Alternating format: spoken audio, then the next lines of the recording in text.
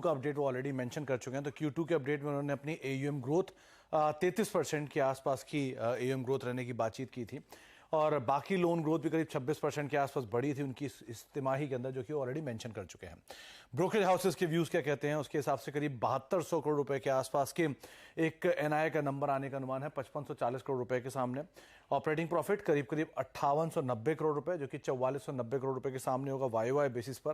Provisioning YOY Q-on-Q दोनों देखिए, 970 करोड़ रुपए के आसपास की प्रोविजनिंग होगी YOY 730 करोड़ रुपए के सामने, और 970 करोड़ रुपए की प्रोविजनिंग होगी Q-on-Q बेसिस पर।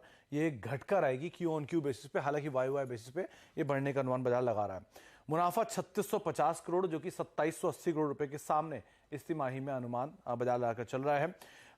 33% के आसपास की AUM ग्रोथ ऑलरेडी मेंशन की इन्होंने YOY बेसिस पे, 7% की Q-on-Q बेसिस पे ग्रोथ रहेगी। इसके अलावा थोड़ा सा मार्जिन सबड्यूड Q-on-Q बेसिस पर, लेकिन इनकी क्रेडिट कॉस्ट भी थोड़ी सी गिरने का अनुमान है कि फंड रेजिंग की थी इन्होंने रिसेंटली, बढ़िया लो कॉस्ट फंडिंग थी वो, तो वो कंपनी के लिए एज करेगा मार्जिन फ्रंट पर भी। लेकिन second half of financial year के लिए कमेंट्री क्रूशल है। कंज्यूमर ड्यूरेबल मार्केट बहुत हॉट रहती है सेकंड हाफ में, फेस्टिवल से पहले, इस लिहाज से भी। और गोइंग फॉरवर्ड कंपनी की कॉस्ट ऑफ फंडिंग को लेकर किस तरह की डिटेल आती है, इनको बाजार कीनली वॉच करेगा। लेकिन बहुत हद तक चीज़ों को बाजार डिस्काउंट करके चल रहा है और शायद एक वो अच्छे अपडेट दिए थे Q2 में, तो देखते हैं कि नंबर्स पे कैसा रिफ्लेक्ट होता है उस अच्छे अपडेट का।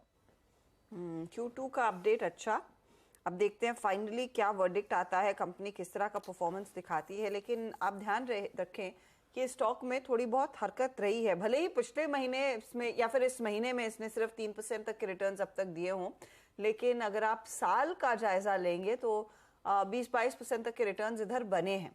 चार्टिकली आप रुचित बताइए, अब 8059 के लेवल्स पर पोजीशनिंग कैसी है? ज्यादा एक्सपेक्टेशन ऑफ कोर्स नंबर से रहेगी, लेकिन वो स्टॉक में शायद लोगों ने पोजीशन वाइज रिफ्लेक्ट नहीं किया है।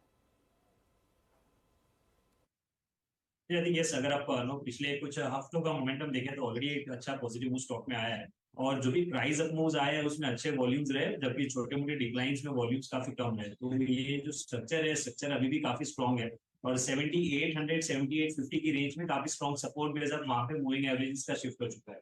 तो जब तक ये एवरेजेस ब्रेक नहीं होते तब तक ब्रॉडर ट्रेंड को पॉजिटिव ही मान के चलेंगे, और प्रीवियस स्विंग हाई भी स्टॉक ऑलरेडी क्रॉस कर चुका है। सो अगर नंबर्स अच्छे आते हैं और वहां पे फॉलो मूव दिखता है तो आई वोंट बी सरप्राइज अगर स्टॉक 8400 से 85 की रेंज की तरफ भी नियर टर्म में जाए तो। ओके, 8400 या 8500 की रेंज भी पॉसिबल है यहाँ पर बजाज फाइनेंस में। चलिए अब दूसरी